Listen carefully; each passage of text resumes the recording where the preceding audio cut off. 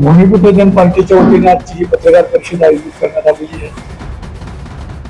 या पत्रकार परिषदेचा उद्देश की छत्रपती संभाजीनगर जिल्ह्यामध्ये गेल्या अनेक वर्षापासून जेव्हापासून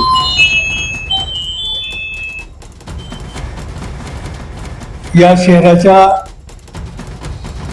आजूबाजूला असलेल्या खेडेगावातून आणि शहराला लागून असलेल्या जमिनीचे भाव कोट्यवधी झाले आणि त्यामुळं ह्या जमिनी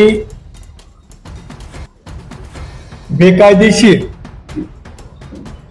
दलालाचा उद्योगधंदा करण्यासाठी त्यांनी त्या गायरान जमिनी द्याव्यात आणि त्या बदल्यात मराठवाड्यातील भूमिपुत्र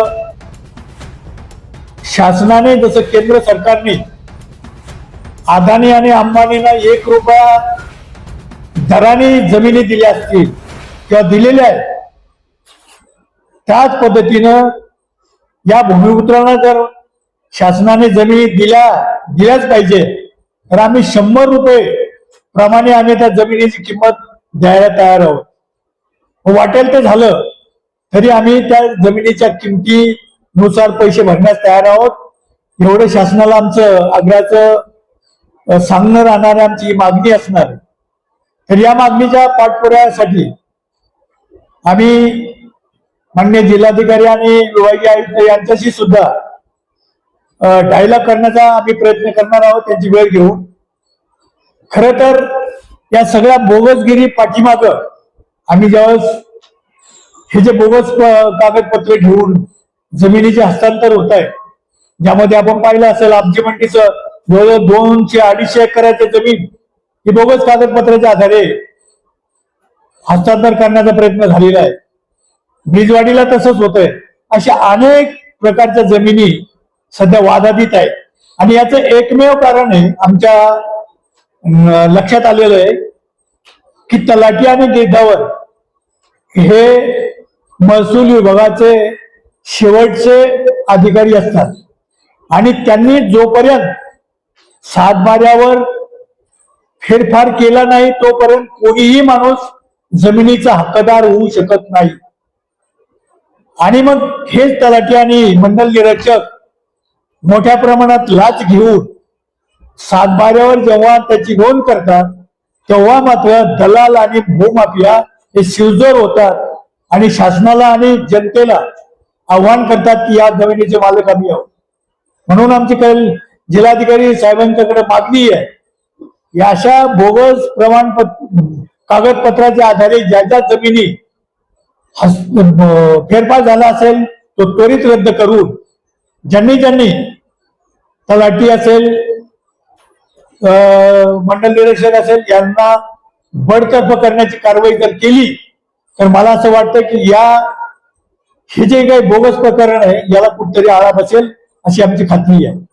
सौर ऊर्जा प्रकल्प हा शासनातर्फे राबवला जाणारा प्रोजेक्ट आहे आणि या सौर ऊर्जामध्ये जर मराठवाड्यातील सुशिक्षित बेरोजगार जे आज नोकरीसाठी वणवण करतायत त्यांना जर रोजगार दिला, तुम्ही रोजगारासाठीच करता हे आपल्या जाहिरातीवरून लक्षात आलं. त्यापेक्षा या सुशिक्षित बेरोजगारांना जर तुम्ही छोटा मोठा स्मॉल स्केल इंडस्ट्रीज काढून दिला तर त्याचं कुटुंब त्यावर पोचलं जाईल आणि तो देखील एक समाधानी होईल. पण दिवसेंदिवस विजेची मागणी वाढते, पुरवठा आणि मागणी यामध्ये मोठा तफावत आहे.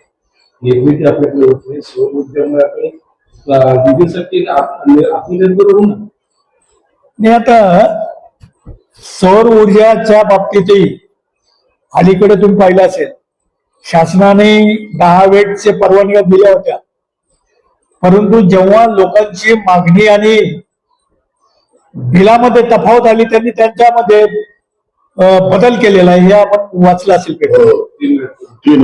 3 वॅटच्या पुढे जाणार नाही अशा पद्धतीनं दिलेले शब्द जर शासन बदलत असेल आणि उद्या त्याचा फायदा इथल्या स्थानिकांना जर होत नसेल तर सौर ऊर्जेला आम्ही विरोध का करू नये? असं वाटतंय का सौर ऊर्जेच्या आणून या जमिनी धनदांडीच्या खशात सरकार घालतं? निश्चितच आहे, तसंच निश्चितच आहे. जेव्हा अदानी आणि अंबानीला 1 रुपयाप्रमाणे जर जमिनी दिल्या जात असतील तर ह्या सुद्धा शासन ताब्यात घेऊन इथल्या धनदांडग्यांनाच ते देणार आहेत ही आमची खात्री झाली. सौर ऊर्जेच्या माध्यमातून आपण रस्त्यावरती लढाई आपण होय हो, निश्चितपणाने.